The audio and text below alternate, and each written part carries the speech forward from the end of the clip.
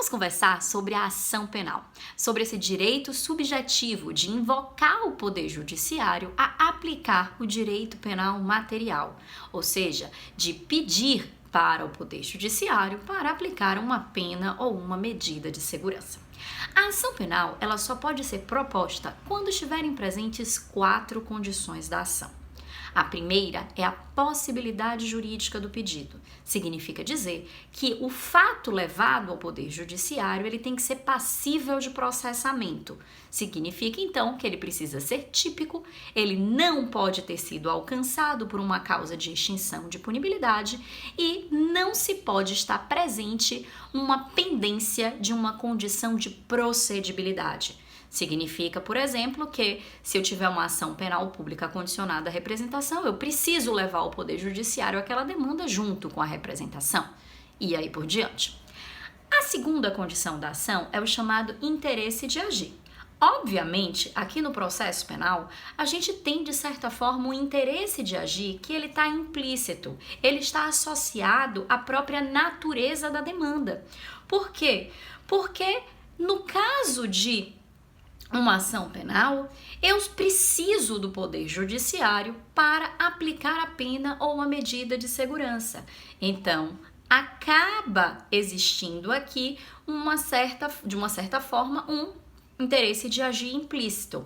Esse interesse necessidade, ele é pressuposto, porque a ação penal é o único meio para eu atingir a minha finalidade, a aplicação da pena ou da medida de segurança. Aplica-se, no caso, então, uma situação de interesse e adequação. Vai ser analisada se a via utilizada é adequada àquela pretensão. Então, a via eleita pelo sujeito é adequada. Eu poderia aqui propor uma ação penal privada para poder processar um crime de homicídio? Não, então eu teria uma via inadequada. Então, eu acabo analisando apenas, nesse caso, na segunda condição da ação, apenas o interesse adequação. A terceira condição da ação é a chamada legitimidade das partes. Aqui eu vou olhar se o polo ativo e o polo passivo são legitimados para figurar na ação penal. Por exemplo, se eu tenho aqui uma ação penal pública e um crime de ação penal pública, eu não posso ter no polo ativo um particular, mas apenas o Ministério Público. Se eu tenho aqui um crime tributário, eu não posso ter no meu polo passivo uma pessoa jurídica, porque a pessoa jurídica só responderá criminalmente por crimes ambientais. Então, eu vou analisar se aquela pessoa que figura no polo ativo e no polo passivo da demanda tem legitimidade para figurar. Mas a condição da ação mais importante que temos no processo penal é a chamada justa causa. Quando eu falo em justa causa, eu me refiro a quê? O conceito de justa causa, ele foi inaugurado no processo penal pelo Afrânio Silva Jardim, muito antes da reforma de 2008, onde ele foi inserido de forma expressa no CPP.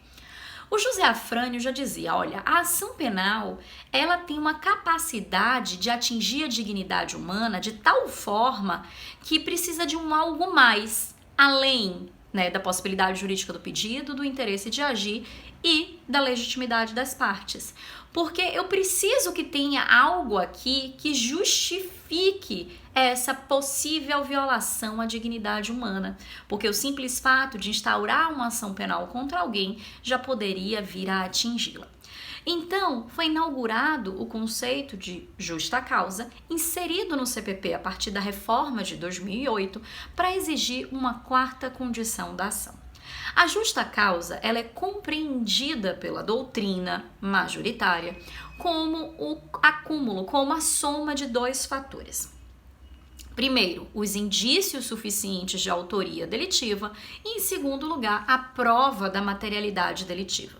Então, para a propositura de uma ação penal, passa a ser exigida a soma desses 2 fatores, além das demais condições da ação. Então, eu vou precisar ter uma possibilidade jurídica do pedido, um interesse de agir, uma legitimidade das partes e, principalmente, a justa causa, os indícios suficientes de autoria e a prova da materialidade delitiva. Quando estiver ausente uma dessas condições da ação, a gente fala em carência de ação. E essa carência de ação no processo penal vai gerar a rejeição liminar da denúncia ou da queixa-crime, com fundamento no artigo 395 do CPP. Uma outra coisa importante para falar sobre a ação penal é que a ação penal ela pode ser dividida, ela pode ser classificada da seguinte forma. A ação penal pode ser pública, quando ela for de titularidade do Ministério Público e tiver como peça inicial uma denúncia, ou ela pode ser uma ação penal de iniciativa privada. No caso da ação penal de iniciativa privada, a gente tem a titularidade do Estado, mas a vítima como um substituto processual, e temos como peça inicial a chamada queixa-crime.